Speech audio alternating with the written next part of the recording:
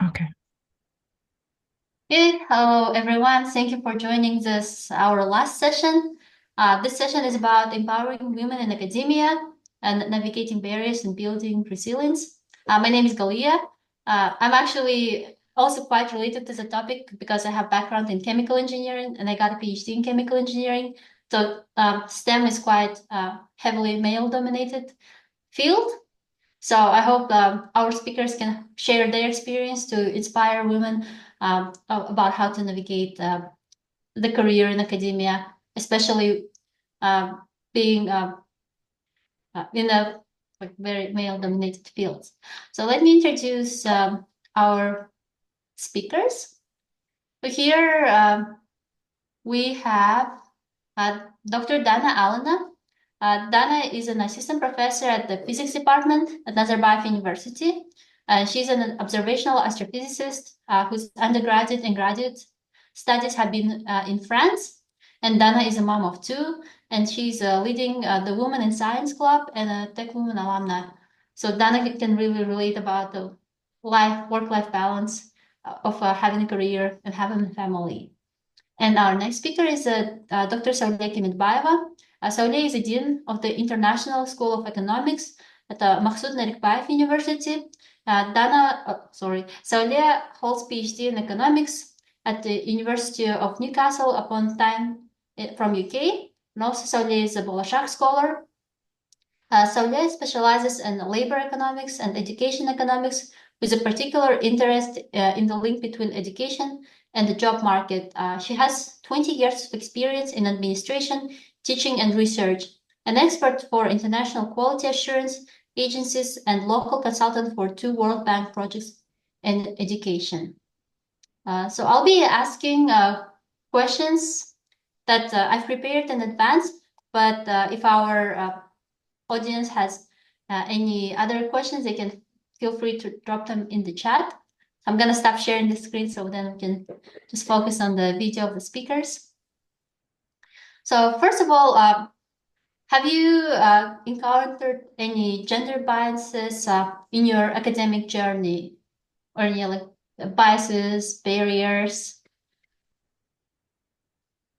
Yes. Well, maybe I can start. Uh, I don't, well, when I'm trying to think about this question, I think the first bias that I have is the internal misogyny. I acknowledge I have it, and I had it when I was younger. Um, so I think this was my first like barrier, like mentally. Uh, However, it was not about science. Am I able to do science? Mm, I encountered this when I was thinking about a PhD in engineering or doing engineering. So I had this idea, and I heard in my, let's say, close circle that, okay, you can be smart, but when you do engineering, it can be hard for women, for girls, and not even intellectually, but I mean, because it's hands work, it can be, I don't know what people imagined, but maybe something related to workforce. So, yes, when I'm thinking back about these times when I was finishing my master degrees, this was one of the mental obstacles I faced. Otherwise, I think I'm quite lucky of having supportive parents and being in a school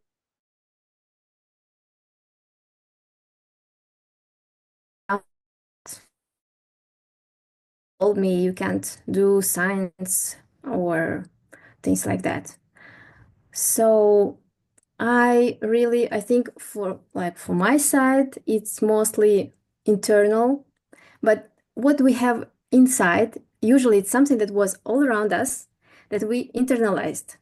So somehow I internalized this, but I cannot trace back when I had this idea coming into my mind. So maybe we should pay attention on the environment that we settle for the girls so that they don't internalize such things and they don't take it like as for granted. Like, So yeah, this is what I can share.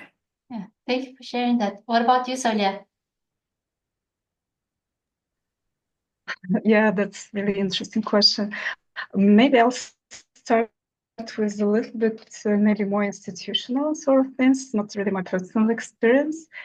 I just looked over the statistics. So no, let me start with just a simple example, which one of my friends who works in secondary education mentions. So she said that we all know that in Kazakhstan, at least, secondary education, but mostly in other parts of the world too, secondary education is the area which is predominantly dominated by females. But at the same time, she said it's always very frustrating when it comes to the nominations to the state level awards like Synergen and stuff like that. So roughly at least 50% of the nominees are males. So that's something, I mean, that's really very an illustrative picture on academia, which is very female dominated, but still tells you a lot about the opportunities we all face. And I also looked over the statistics for the higher education in Kazakhstan. And interestingly, I found out that the share of females working in higher education increased since 2000 from 58% to 66% currently. So 66% of all professors and general instructors, teaching staff working in the higher education in Kazakhstan are females. And at the same time, if you simply look at the share of them at the top positions, like rectors, for example, you see that disproportionately they are underrepresented. So I think it's something that we all face to some extent. Maybe we don't really realize somehow how it happens, but at the same time, I mean, to some extent, that's you're talking to people who are probably an example of survival bias. Yes, we essentially look at those who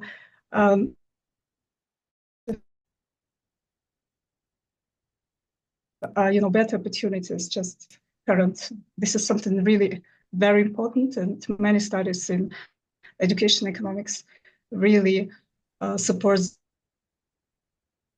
this finding that having supportive parents is not even parents, but maybe even grandparents is really very important for girls to succeed.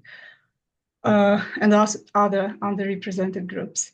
Also, supportive family, other family members like partners and spouses is something really very, very important to balance, family with something that everyone faces to some extent. How about like finding mentors or advocates for you to progress your career in your field or like overcome some barriers? Yeah, I think I think I was lucky probably because I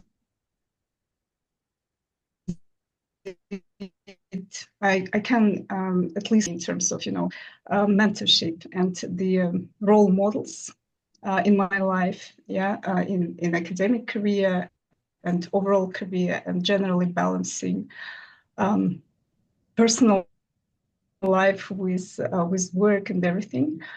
But I think that's something really very important. So I mean, being such a role model for for example, for your students, it's something that is it's a huge responsibility, but at the same time, that's something that everyone should do. And I think we do to some extent too. For me personally, that's probably was one of my first professors, but also the person with whom I worked. She was the dean of the school where I just started my career, and that was really very impressive and powerful example for me that you shouldn't really be afraid of failing or whatever, but just do what you want to do. How about If I can add about the role models or the mentors. So I think till some point I didn't have role models, real role models at least, in my education, in my higher education of females. But what was important is those small interactions with male professors that didn't have this misogyny. They were fine with discussing with me, with talking to me, even though I was from Kazakhstan and maybe I didn't speak French very well, but just having support uh, anyone is good. And we didn't have many interactions with professors. It's not like nowadays in my university, at Nazarbayev University, we talk a lot with students. I know we spend so much time, at least I do, speaking to students, their problems. They can share some problems. We didn't have this at all. I was feeling happy if I had one conversation per year, like more personal with a professor, and I keep this as a treasure, and I still keep being in touch with the professor. He already retired, but what was inspiring is just when someone acknowledges that you are smart, you can do it. I think it's not, well, for me, it was not about role models, but just having someone uh, interested or someone supportive. It can be a male, it can be a female. I didn't have many interactions with female professors. I did an internship, and there was a good connection, but we didn't go very far, not discussing like future, nothing, just seeing, like having um, someone in the room that is already also a female and she's also doing science. Well, why not? Um, Nowadays, like I want to also add on the previous discussion about the environment. It's not only mentors, but we can settle a network of female students or female researchers and male researchers that are sharing the same values as you do, as we do, about that anyone can do science. It's not about gender. And understanding that, yes, female researchers have some obstacles, have some barriers. I don't mean like everyone should help. No, just acknowledging this situation is already very supportive, in my opinion. So, what maybe as an advice or something like that, it's just to connect with other people in the same situation or connect with um, male colleagues that are also sharing the same values. I think it is important. Mhm. I have another question. So, like from you've touched the point of when you had like actually like woman figure who is higher in the position to look up to. So, in my previous one of my previous roles, I had a like one of the vice presidents was a woman. So to me, she was like a figure. Like, oh, she's like aspirational. I want to be like her. She has a family too, but she climbed up the career so well. But then I noticed that she was very harsh on women. Like she would always be very strict, very harsh on women compared to the men. So have you had the situations and how do you overcome that? And like, why do you think this happens? Okay, personally, I saw this, but I was not affected. So when I was a PhD student, my supervisor shared that in the committee, she knows another woman who is very harsh on uh, female uh, colleagues, younger colleagues, and I mean, um, this happens. And I think there have been research on this. I will not be able to explain all the why it's so, but it does exist. We should be aware of. And well, there is no justice in the world. Sometimes you have it, and finding another, like as you told, a mentor or someone who can advocate for you, or just being to be there, show support, it's very precious. And well, I think I'm lucky enough. I have some supportive colleagues, and I appreciate this a lot. I mean, in nowadays, when I was a PhD student, I didn't think about it because one of my supervisors, she was a female, and my other supervisor was also very kind. And even when I was in labor, my PhD supervisor, she drove me to the hospital, like, and they were very supportive. Of course, they were very worried if I graduate on time, but they never mentioned anything. So yeah, so the environment matters, and I think here what we should talk about is the choices that we make. Choice of the PG supervisor, if there is a connection, um, like maybe setting some barriers. Yes, the world is not ideal, but at least we can try to choose, to make choices. And really, there are institutions where there are problems. And sometimes we cannot change the whole institution in our short lifetime.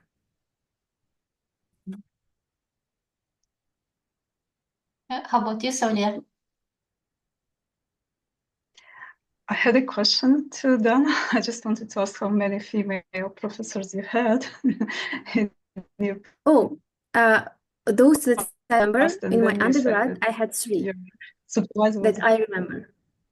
Like they okay. were that were maybe I think there were more, but others no. Now when I'm thinking about this, the percentage was 30 to 70, 30% of female, and this was physics. Mhm. But nowadays, maybe in our department, the ratio is uh one instructor, one professor, and 11 male No. professors and instructors. So in Okay. Kazakhstan, at least at our university, is worse than what that I had in France. Mm. Yeah, that's well. I mean, environment. So maybe we don't really even acknowledge that, but it's something that matters for people. So if you see around you only male professors, I think that should affect you somehow. So this, your self-confidence and so on. But it's still the case all around the world. Some areas are believed to be more male-dominated, some areas are more female-dominated. I think it's related to how lucrative is the subject. So, for example, business and economics, they are predominantly male-dominated, and that's because that's something lucrative usually. While education, for example, or I don't know, some social sciences are more female dominated, and they are usually less lucrative. Although some, cultural things probably in the past, so somehow during your childhood, that affects these decisions too. But I mean, I think it's really very important because to have this, sort of actions that somehow, for example, I know that in many parts of the world, there are the maybe very limited, but still some additional opportunities for finding PhDs in the areas where females are usually a minority. In economics, I know a couple of such scholarships, at least.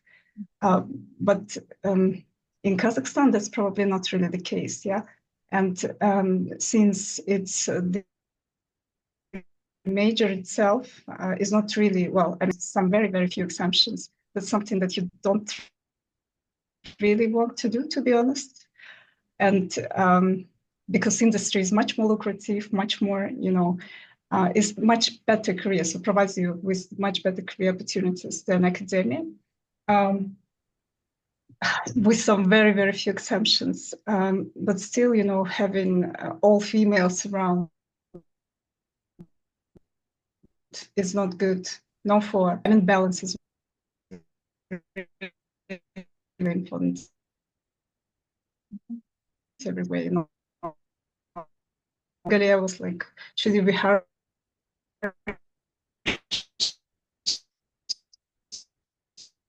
to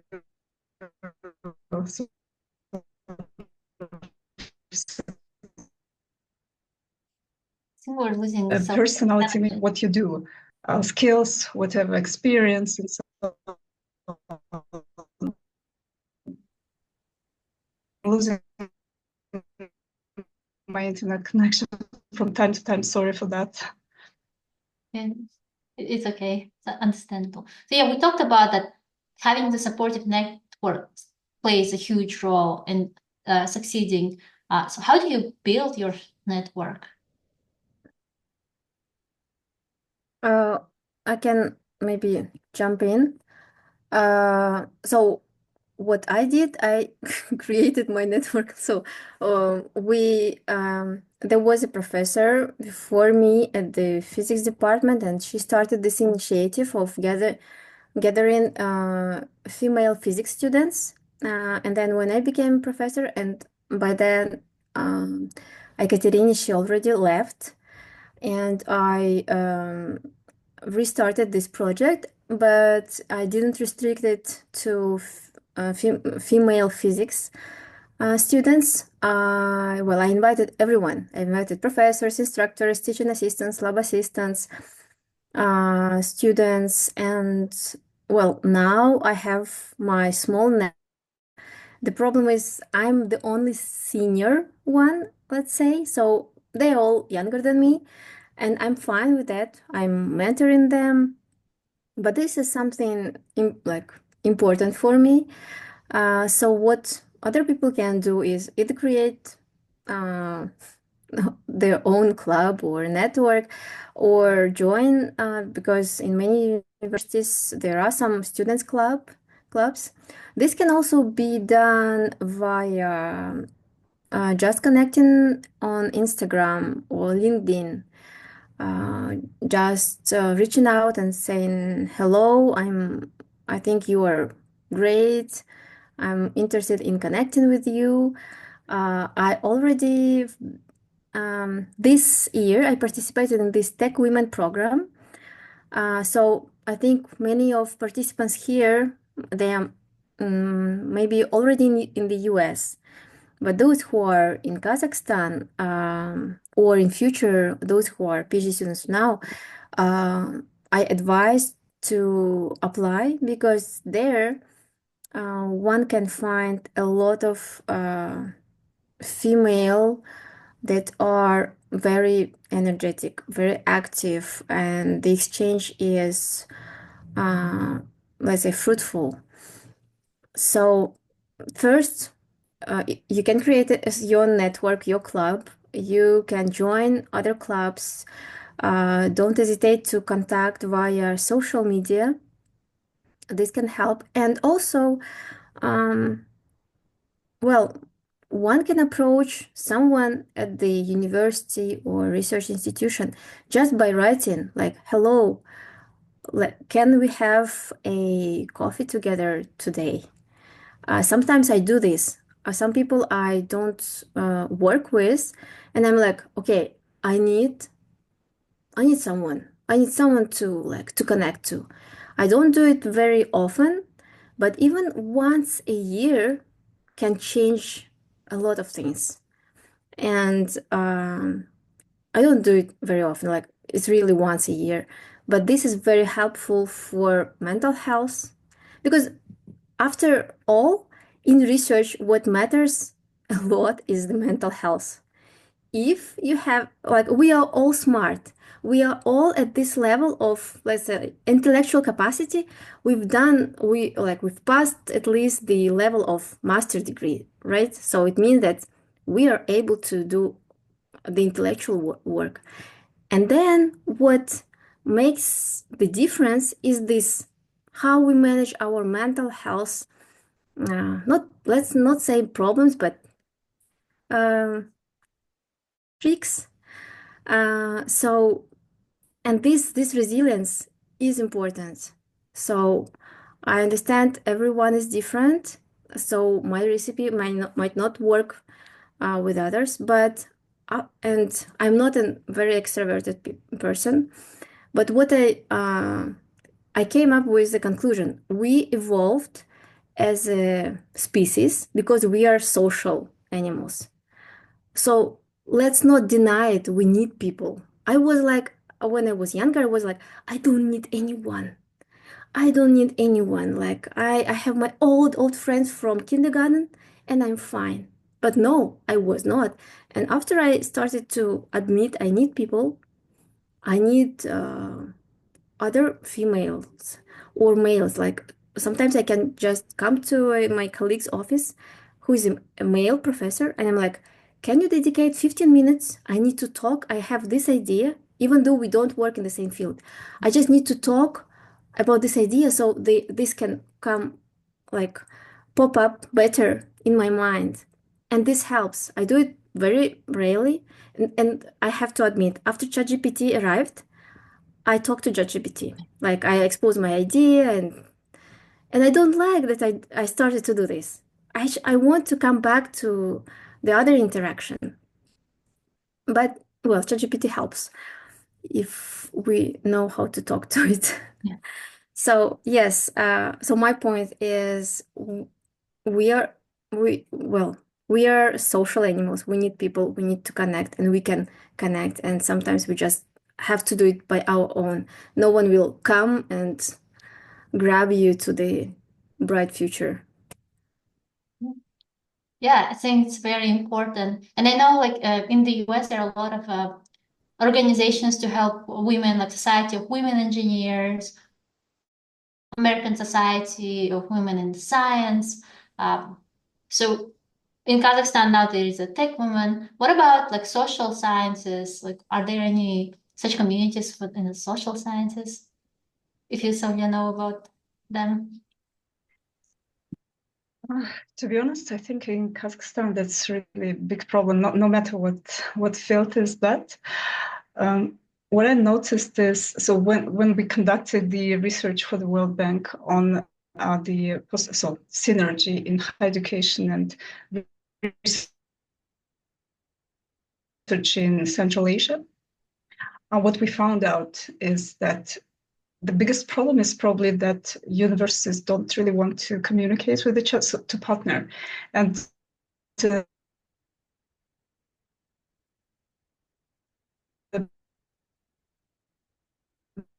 probably there is a perception that we are students, being competitors is something that limits a partnership between universities and overall in academia in Kazakhstan. I think that's a huge problem, no matter with the female people who just to Kazakhstan, they might feel very lonely and because of that. Galia? Yep. You were a little bit dropping out towards the end. Was in the internet connections. I think we're losing Saule. So I think it was a lot of good advices. And you mentioned briefly, Dana, that you have family, you have kids. So how do you balance having kids, having family, and having academic career without like losing your mind?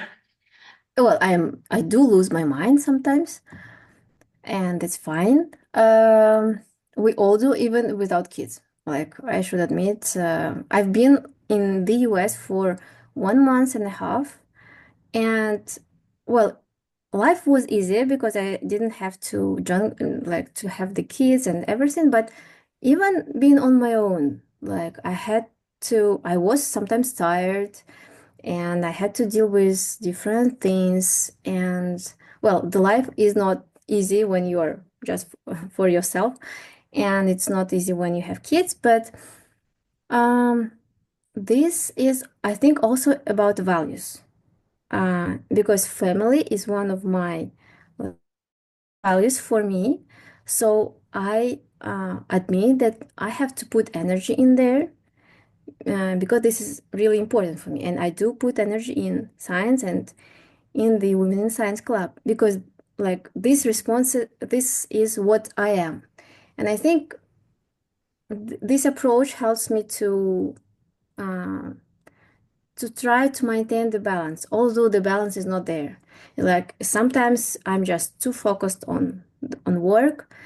Sometimes I'm too focused on my kids. Sometimes I can do both. And it's just, uh, yes, it is difficult. But one has to make the choice. So I did my choice, and I can say that being pregnant and having the baby during my PhD helped me to persist in my PhD.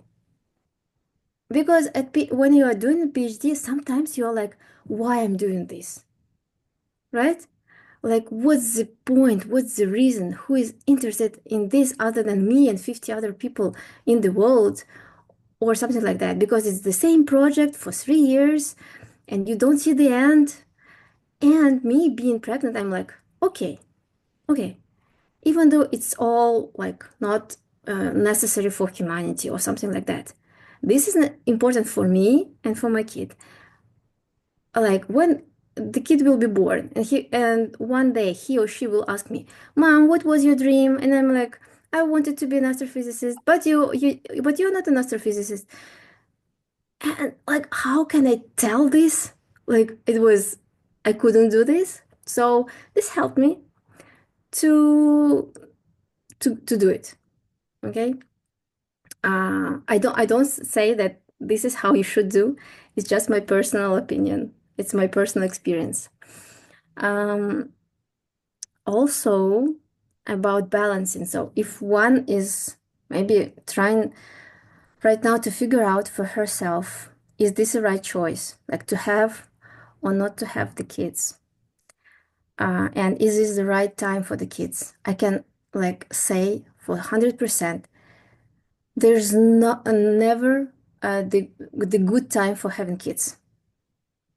Like, no, you cannot have it. And I thought when I had my PhD, I was like, finally, I have money for 3 years. I never had money for such a long period. So I was like, this is time when I can have a kid. Some people would say like, you cannot, well, you don't know your future, but I knew that for 3 years I have money. This is so wonderful. And I was like, I had a friend who,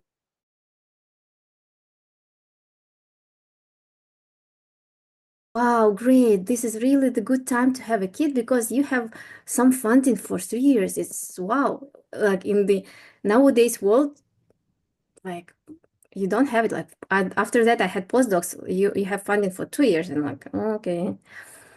Uh, so um, so if you are trying to decide, just know that there is never the best time. So and you don't know what will happen, and this is a time of uncertainty. So this is also about choice of the partner, of how you manage your money. What I did, I knew that I want to be a mom, and as soon as I got this PhD, I was putting some money aside for me being a mom, and this helped me. Like with this money, I could, even my PhD was finished, and I didn't apply for any um, extension, and I didn't apply for teaching because I wanted to care for the baby, and I wanted to wrap all my studies very like fast.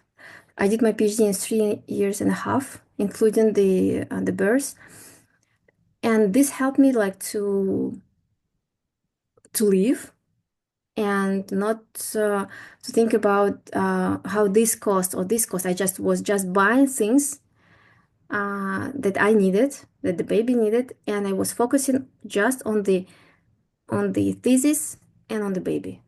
That's all. And I didn't have any social life. And well, there are things that you will not be able to do for some time.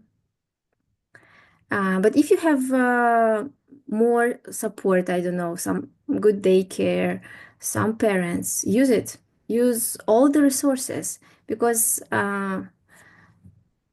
it's not, we don't have 10 kids per life, right? It's only like one, two, three, four, five maximum. I don't know many people having more than 5 kids nowadays.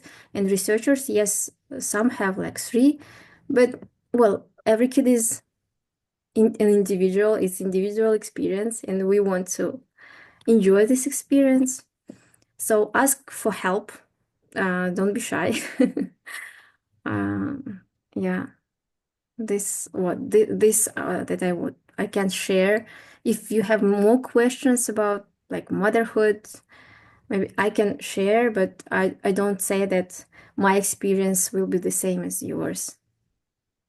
Yeah, I totally agree. It was like similar to my situation. I had my first baby tour, like I got pregnant in my last year of PhD, but then that made me like focus. Like I had to publish papers, I had to write my thesis, I had to defend. So I defended before he was born, and that like gave me a lot of motivation. But yeah, I agree. There is no perfect time to have a kid. Like there's always something coming up.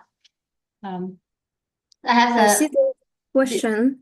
yeah. There's a question. So does it like it was your situation, but what about people who working in the Yeah, I have experiment? a close friend.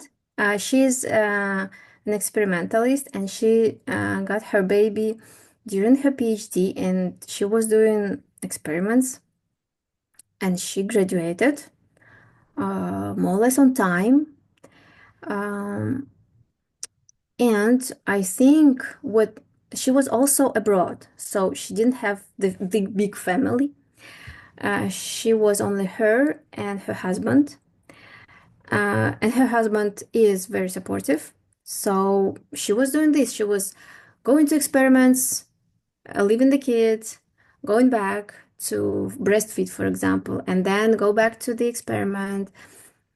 So uh, her experiments were not maybe like she didn't have to stay in the lab for 3 days without sleeping. So she was going back and forth to the lab. This is what I know. So yes, she was doing these experiments, and her experiments, I don't think they were harmful, so she could breastfeed, things like that. But well, it's very rare to have to like to work in radioactive, I don't know, physics, nuclear physics. Um, this is possible out of the experience of my friends. This is possible. This is harsh. Every time we speak about, we talk about this, our PhDs, we're like, we were so full and we were so young. We would not do this right now because like we are all elder and we need more sleep. I don't know, but uh, use helps. Like being a young mom, being this helps. Mm-hmm. Yes, I think it was quite uh, insightful. I have a question to Saule. So, how do you balance? Like, you're a dean, and how do you balance being a dean and having personal life?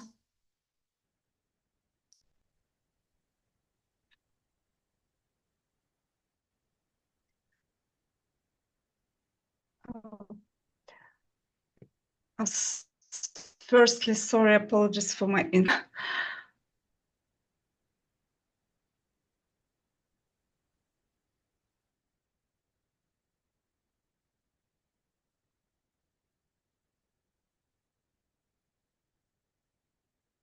We're losing Saule.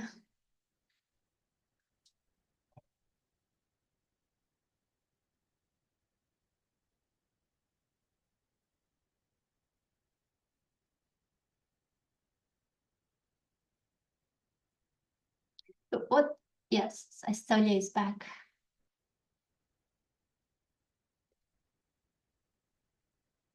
Oh, I'm sorry.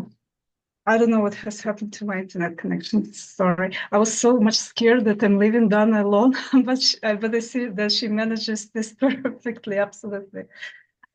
Yeah, I just want to add to what I've heard from Dana that I had completely different experience because I studied my PhD abroad when I was quite already old, and also interestingly, I also had a friend, and I had so my daughter was already at school, and I think it was also so it turned out that essentially this was also a very good experience for her because she learned English and uh, her very very important years of her life she spent them abroad, and I think it was really very useful experience for her life too. And interestingly, I also had a friend who was approximately my age. She was from Indonesia. We did PhD together. We had the same supervisors, same set of supervisors, and she had 3 kids. So I only have one daughter. We have one daughter, but she had 3 kids. And it was really, and all of them of different age, and it was really very difficult for her to manage everything. But she managed. And I mean, so I just wanted to add, Dana mentioned that it's probably one of the reasons, one of the contributors to her success in that, which was absolutely amazing, was that she was young. But believe me, when you're older, it's still the same. If you have a clear goal, I think maybe doing That's PhD, inspiring. That's inspiring, Saule. I mean, doing PhD or doing something like that, it's at a quite, older age might have some benefits too, because you clearly understand what is your goal. So you don't really have, all these thoughts like, why do I need this and so on, because you already know clearly that you tried this and that, and eventually you're lucky to start this journey. So I mean, that's probably a good motivating point. But even having 3 kids and being roughly, so more than 30, it's still above 30, yeah. So still it's possible, and possible to be quite successful in that. And I mean, it's probably a cultural perception that having kids, so obviously due to biological reason, well, I mean, reasons, and also some cultural expectations. Sometimes it's really something like females are more involved and responsible for family duties, but that's something really that is done by both parents. Yeah, so having children is the work for both parents, and as you mentioned, that's not only spending time with them and doing all this stuff, but also thinking about their financial sustainability. So and these all things are really very difficult to combine them with the work in science, in academia, in doing PhD and the stuff like that. So that's really something challenging. And I really, I mean, especially in our country, having younger,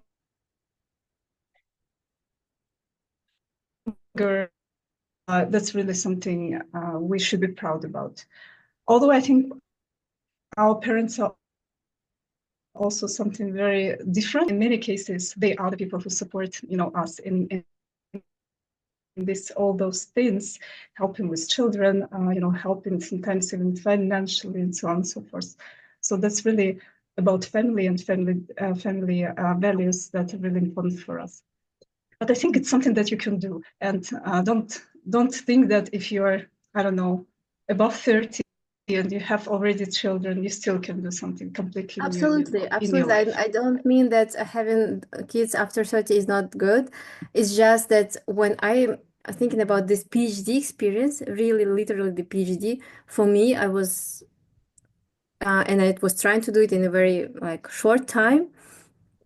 What helped that I was able not to sleep for 5 months. I was sleeping very, very few hours, and I was still functioning. If I do this now, well, I'm dead.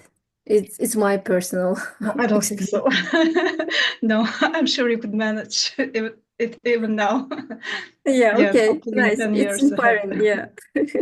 Yeah, I think it's good like to share the experiences that you can succeed in like a different part of your career. Like you don't have to be on like this certain like profile. You can have like, multiple aspects in your life and still succeed. I think there is a question in the chat that we can answer. So do you believe the challenges faced by women and underrepresented communities in professional environments are solely individual issues, or do they require broader changes in perception and management practices? So additionally, what changes would you recommend implementing at the administrative level to address these challenges effectively? This is like for sure, this is systematic. This should be handled at the institution level with the policies, with, I don't know, right now, this can be some quotas for female researchers or something like that. Although I was against this because I saw that this will generate a negative perception of female researchers, of female professors.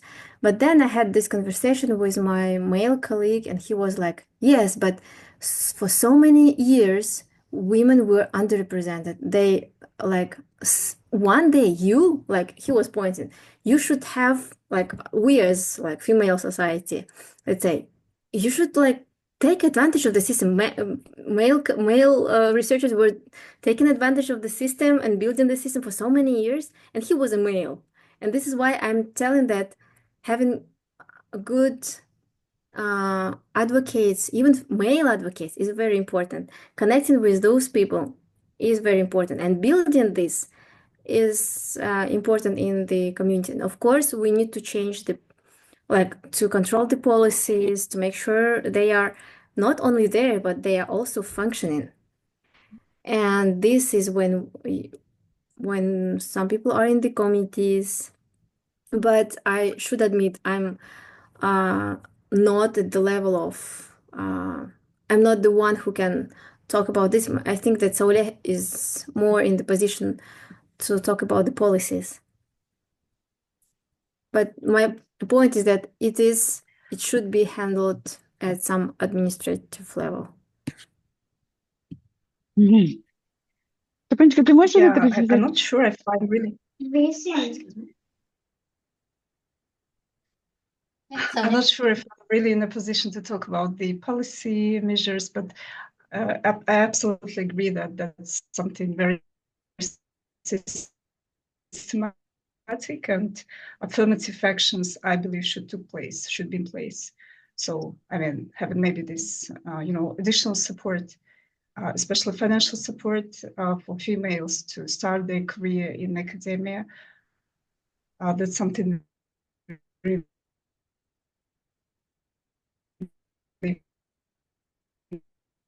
important. Big family members, especially in our countries, it's not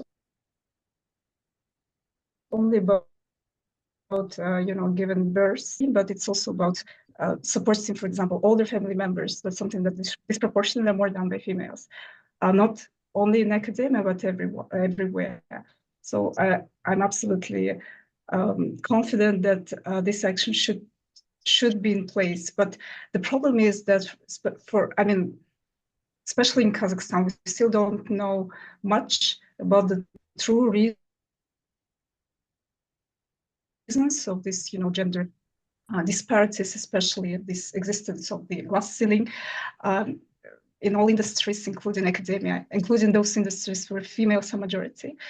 So I think we need to do more research in that, firstly, but then maybe, shaping policy depending on the results of this. So based on the results of this research is something really important. Mm-hmm. Yeah, like I personally agree that we have to, we need to try to recruit more women in academia and in industry, especially where the women are underrepresented. And women should take full advantage of that. Like they should know that, like, oh, that is their opportunity to take this. Like they can take it, and it doesn't mean that they were hired just because they're women, but it's actually giving them a little bit of boost of being seen and being getting the same opportunities that men has been having for the decades.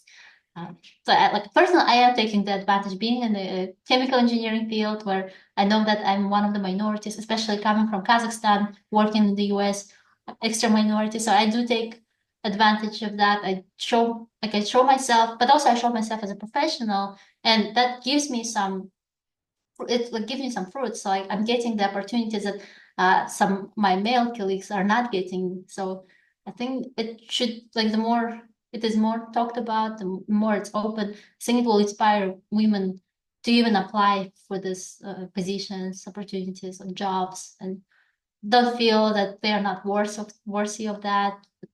Uh, just go ahead and do it.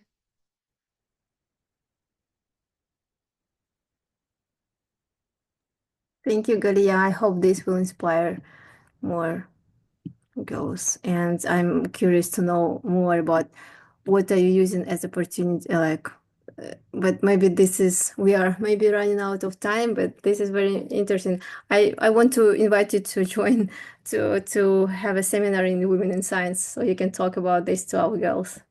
Yeah. So, like, for example, like I'm a technical leader for one of the projects at my company, and I'm in rotational program, so I'm the first year in rotational program. Usually, first years don't get this opportunity to be the technical lead. Usually, someone more senior. But they saw me as someone like capable, someone who's driven, and they gave me this.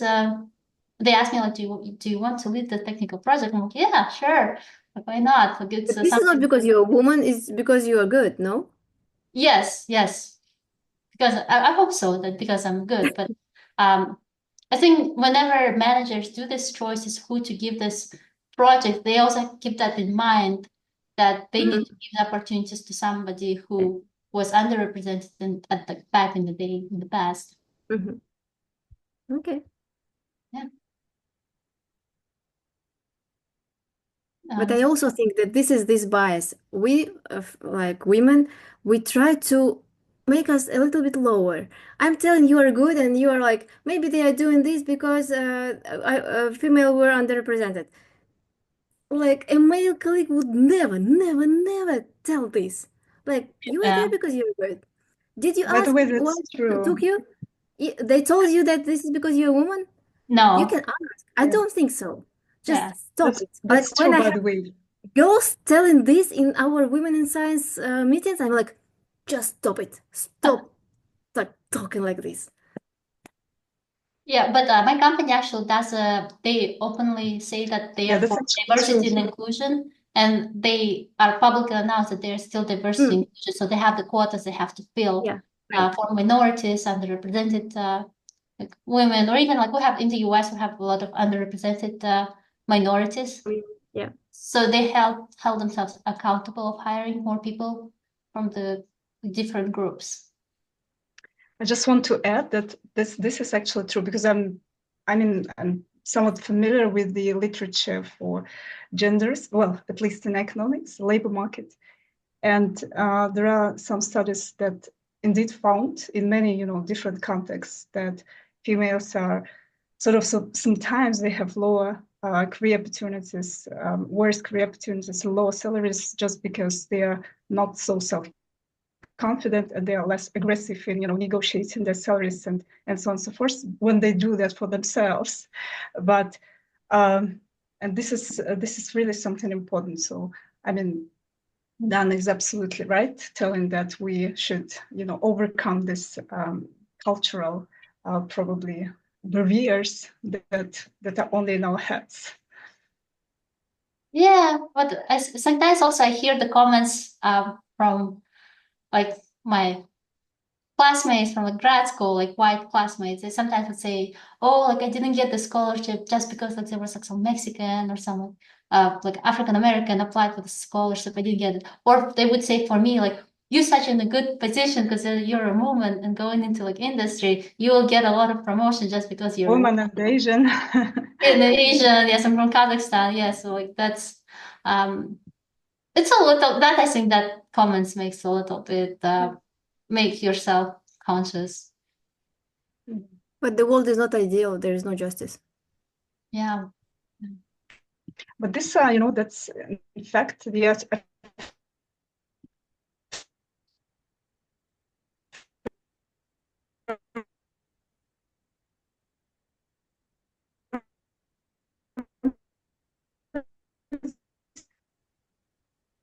We can't hear you, Saule. yeah, I keep disappearing. Sorry for that.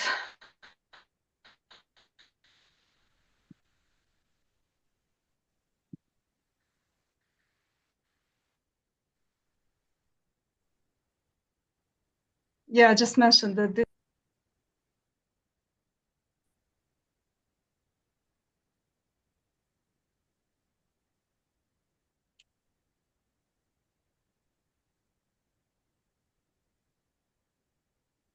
Hello? Yes, you're back. Yeah, I'm back. Yeah, I think, sorry, I just mentioned that this maybe to some extent, these are indeed affirmative actions that, you are now having more, sometimes having better opportunities, but that's just happens so, rarely and in some parts of the world. So that's not really something that is, massive, something massive. So I don't really think that you should take it personally. Mm-hmm. That you are just lucky to be an Asian woman who got this position. Yeah. Thank you very much for your insightful information, for your personal experience, and volunteering to be speaker at our conference. Thank you for inviting. Yeah, I hope that you will join more of our future events we'll have. And yeah, thank you for all of the attendees for attending the conference. Please fill out the short feedback form. It's very important for us to get the feedback so we can plan better events in the future. And all of these recordings will be available so we can share it for people who couldn't attend it, or if people wanted to rewatch this. Thank you very much for having us, Galia.